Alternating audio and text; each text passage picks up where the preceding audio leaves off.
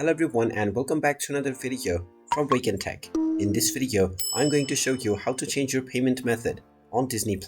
So let's get started right away. First of all, open up your web browser and then in the address bar type in disneyplus.com and press enter. You will now be taken into the official Disney Plus website. Now if you haven't logged into your account already, go ahead and use your email address and your password to log into your account. Once you are logged in, just hover over to your account icon at the top right corner and then click on Account.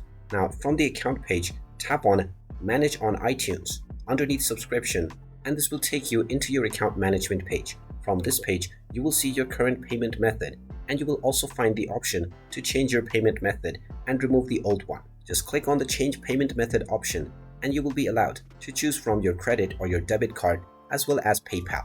After choosing from either one of these options and adding up your new payment method, you can simply delete the old one and your payment method will be changed on your Disney Plus account right away. And there you have it. That is how easy it is to change your payment method on Disney Plus. If you find this video helpful, make sure you hit that like button and subscribe to our channel if you haven't done so already. Also ring that notification bell to never miss another update from us. Thank you for watching and I will see you again in the next video.